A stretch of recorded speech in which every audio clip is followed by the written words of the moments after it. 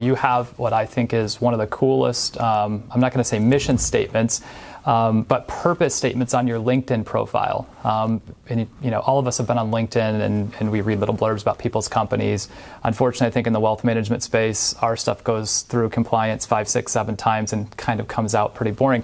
I want to read a clip of it, and then before we kind of jump into talking more about technology and the future advice, I want to just ask you a couple of questions about it and then go from there. So on your LinkedIn profile, you said, "I come to work to change the world." Sounds pretentious, I know, but I mean it from the heart. I'm privileged to be in the right place, financial services, at the right time, the dawn of digitization, and working with the right people, brilliant and devoted, to make a difference for millions of investors. All of which is possible because I'm stationed at the right lever of investing's massive machinery, operations.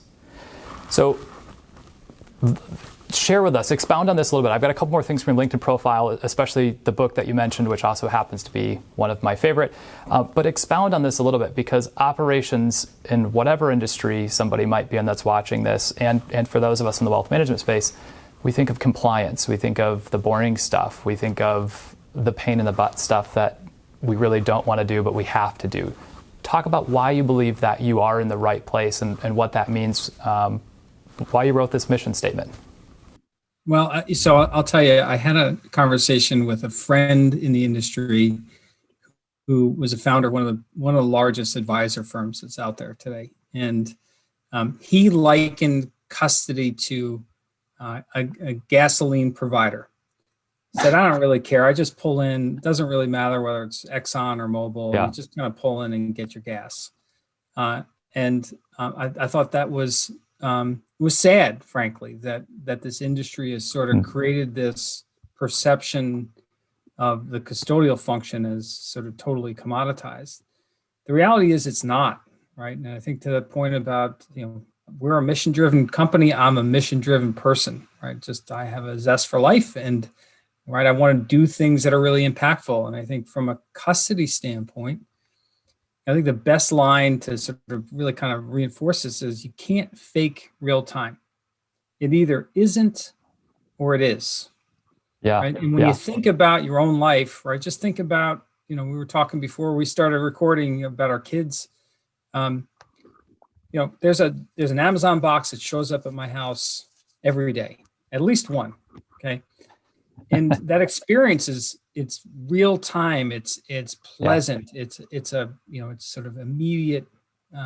Find something. It's you trust that it's a good product, and it shows up same day or the next day. Great. I mean, who would have thought we could do this 10 years ago? From a custody standpoint, sort of the same thing, which is why does it take? Forget about 2, 3, 5 days to open an account. Why does it take more than 5 seconds to open an account? Right? If Ron, as the end customer of an advisor, gives you his credentials, right? His address, social security number, his driver's license, you should be able to open that account with Ron sitting there, me as the advisor, in seconds. Doesn't make any sense to me, right? And the same in terms of real-time transactions. The reason why this industry is still T2, right? So we settle transactions, trades today, settles 2 days from now, okay? The reason for it isn't because DTCC is inefficient or doesn't have their act together. It's because the custodial world lives in a batch environment.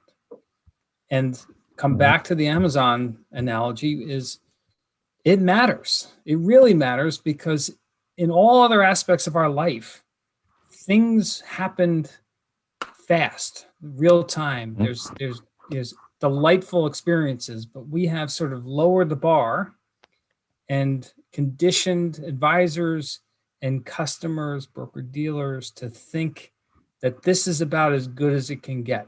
So go back to that, gasoline. Yeah, it's because all the big players all do it exactly the same. Yeah, there's a little bit of a tweak here, and maybe the pricing over there is a little bit better or worse. But by and large, the offering is the same. So whether it's Exxon or Mobil or GetGo, in terms of gas providers, they look the same. Apex has taken a totally different stance and a different direction in terms of what we're doing.